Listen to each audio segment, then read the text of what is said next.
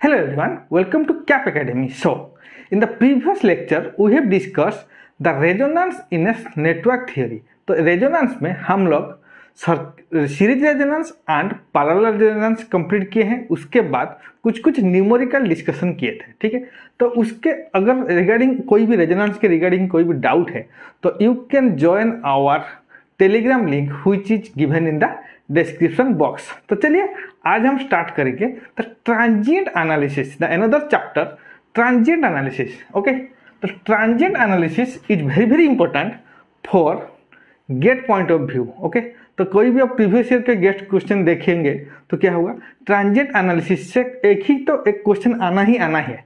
ठीक है, तो this will very important for the branches electrical, EC and instrumentation. कोई भी तीन ब्रांच को ले लिए तो ये ट्रांजिएंट एनालिसिस बहुत ज़्यादा इंपॉर्टेंट है. तो चलिए स्टार्ट करते हैं ट्रांजिएंट एनालिसिस. सो पहले जानेंगे what do you mean bye transient. तो मैं जो बोल रहा हूँ, transient means it is a temporary nature, purely in temporary nature which is occur in the shorter period of time. Very small period of time के लिए कोई अगर हो रहा है तो उसको हम बोलेंगे ट्रांजिएंट. एग्जाम्पल ले रहे हैं. ठीक है, तो देखिए आप कोई भी काम के लिए, कोई घूमने के लिए आपके घर से बाहर जा रहे हैं तो क्या होता है, आप क्या करते हैं, होटल बुक करते हैं. तो जो भी आप होटल बुक करते हैं तो वहाँ पे क्या बोलते हैं, उसको हम टेम्पोररी स्टे बोलते हैं. तो this is the example of my transient. Okay, तो चलिए स्टार्ट करते हैं. तो मैं यहाँ पे देखिए this is the temporary analysis. So तो यहाँ पे मैं बोल सकता हूँ in the network theory. Okay, in the network theory the transient analysis is due to, first point is the transient analysis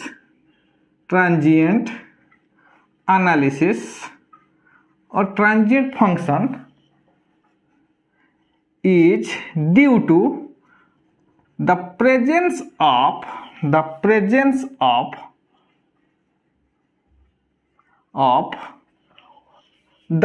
energy storing element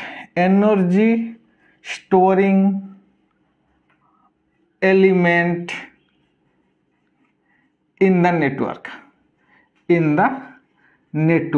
okay, so क्या बोल रहा है यहाँ पे, तो ट्रांजिएंट एनालिसिस और ट्रांजिएंट फंक्शन क्यों आता है नेटवर्क थ्योरी में, due to the presence of my energy storing element in the network theory. तो देखिए यहाँ पे एनर्जी स्टोरिंग एलिमेंट क्या क्या है मेरे पास. मैं बोल सकता हूँ द इंडक्टर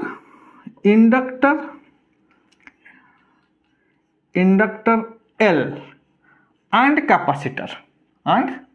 कैपेसिटर दो ही मेरा एनर्जी स्टोरिंग एलिमेंट है. See, so due to the presence of, मैं बोल सकता हूँ due to the presence of inductor and capacitor in the circuit there will be the transient analysis और ट्रांजिएंट फंक्शन. क्लियर. सो तो देखिए अगर मेरा रेजिस्टेंस प्रेजेंट होगा, अब बोलेंगे सर यहाँ पे रेजिस्टेंस प्रेजेंट होगा. इफ रेजिस्टेंस इज प्रेजेंट, अगर मेरा सर्किट में रेजिस्टेंस प्रेजेंट होगा, सो there is no transient. Clear. अगर रेजिस्टेंस प्रेजेंट होगा तो क्या होगा, ट्रांजिएंट मेरा नहीं आएगा. ट्रांजिएंट कहाँ पे आएगा, सिर्फ और सिर्फ energy storing element that is inductor and capacitor. Okay, so this is the transient analysis. तो मैं बोल सकता हूँ यहाँ पे, तो ट्रांजिएंट एनालिसिस क्यों आता है, due to the presence of inductor and capacitor. तो चलिए यहाँ पे हम बात करेंगे, नेक्स्ट पॉइंट हम डिस्कशन करेंगे. सो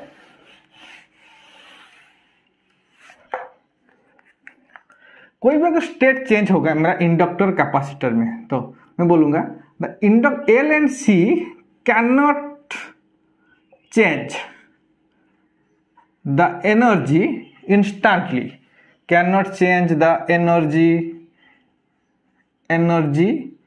इंस्टेंटली. तो ये लोग क्या करेंगे, जो एनर्जी चेंज करेंगे वो इंस्टेंटली नहीं चेंज कर सकते हैं. ठीक है, so due to this there is a instability. तो क्या होगा, यहाँ पे इंस्टेबिलिटी आ जाएगा इन द सर्किट ओके, तो इनस्टेबिलिटी हो जाएगा सर्किट, और क्या होगा, और यहाँ पे ऑसिलेशन आ जाएगा, oscillation in the circuit, oscillation in the circuit. Clear, ठीक है।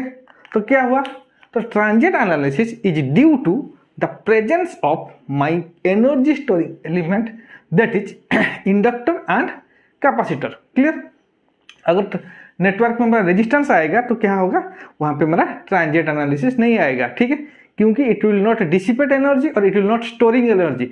रजिस्टर क्या करता है, सिर्फ और सिर्फ डिसिपेट करता है एनर्जी को, it will not store any energy. Okay, but inductor and capacitor will store the energy, they are called energy storing element और memory element, but resistance is not a memory element. Clear, तो क्या होगा, तो यहाँ पे देखिए, अगर due to the presence of inductor and capacitor there will be a instability in the circuit. Okay, क्योंकि इंस्टेबिलिटी के लिए क्या आएगा, तो possibility of oscillation in the circuit. Clear, okay, तो चलिए बात करते हैं, तो यहाँ पे एनालिसिस कैसे करेंगे, ठीक है। तो एनालिसिस हम कैसे करेंगे, तो इसके लिए सपोज मैं क्या कर रहा हूँ, यहाँ पे I will take a network. Okay, network, so मैं एक नेटवर्क ले रहा हूँ। ओके, सो तो यहाँ पे क्या हुआ, एक वोल्टेज सोर्स भी, और यहाँ पे एक स्विच में कनेक्शन कर रहा हूँ, ठीक है। तो I will switch S. Okay, तो यहाँ पे at t is equal to 0 मैं बोल सकता हूँ, at t is equal to 0 the switch is close. Clear, at t is equal to 0 मैं यहाँ पे लिख सकता हूँ, at t is equal to 0 the switch is closed। Okay, तो ये हो गया मेरा एक सर्किट, ठीक है। तो यहाँ पे देखिए इसका बिहेवियर हम कैसे चेक करेंगे, तो इसके लिए देखिए, तो हम बोलेंगे इसको, मैं यहाँ पे ले रहा हूँ at t is equal to 0 मैं लिख सकता हूँ t is equal to 0 switch is closed, switch is closed, switch is S is closed, मैं बोलूँगा S is closed। ओके, सो ये हो गया माइनस इन्फानाइट, ये हो गया हमारा इन्फानाइट। ओके, तो यहाँ पे मैं बोल सकता हूँ, देखिए यहाँ पे at t is equal to 0 minus, तो what do you mean by t is equal to 0 minus, just before the switch is closed, t is equal to 0 minus, it will just before the switch is closed।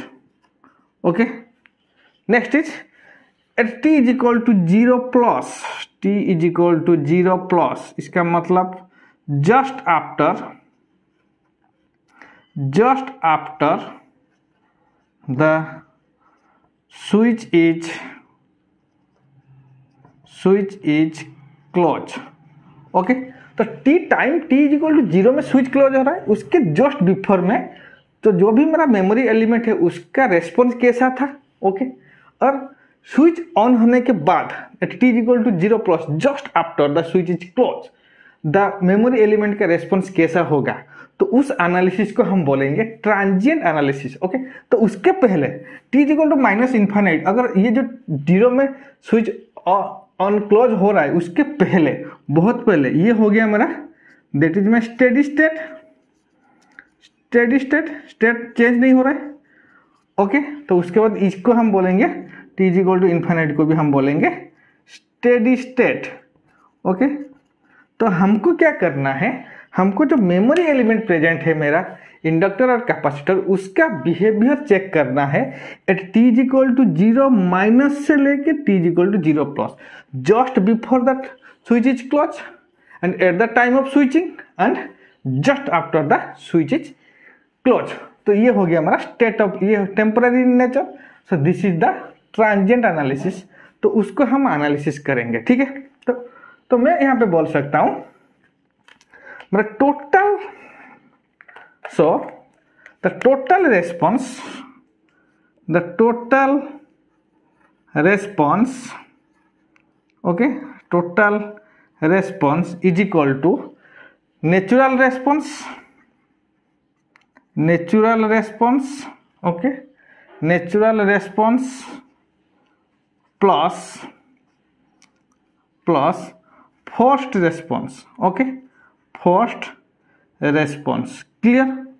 तो मैं बोलूंगा my total response of the system is equal to the natural response plus the forced response of the system, clear है, ठीक है। तो यहाँ पे देखिए what do you mean by natural response, तो यहाँ पे मैं बोल सकता हूँ the natural response is due to the initial condition. तो ये क्यों आ रहा है, due to the initial condition, okay.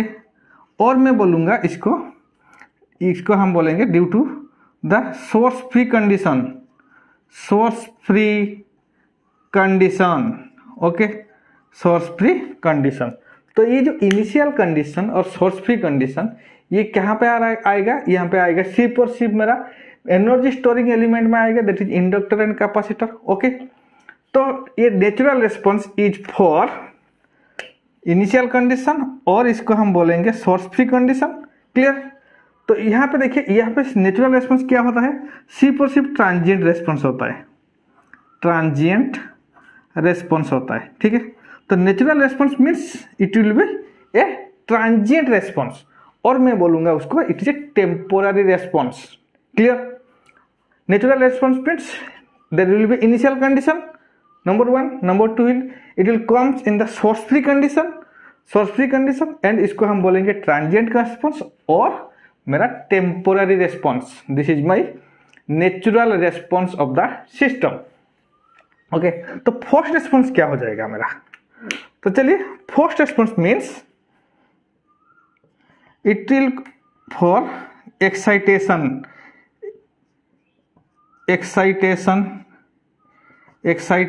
Condition. Forced response means excitation condition. अगर कोई भी एक एक्साइटेशन में सन को हम बोलेंगे क्या, फोर्स्ड रेस्पॉन्स, ओके। तो forced response means it will both the transient response, okay, plus मैं बोलूंगा स्टेडी स्टेट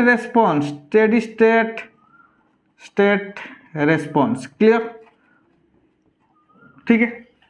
तो यहाँ पे देखिए तो क्या हुआ, the total response means my natural response plus forced response, okay.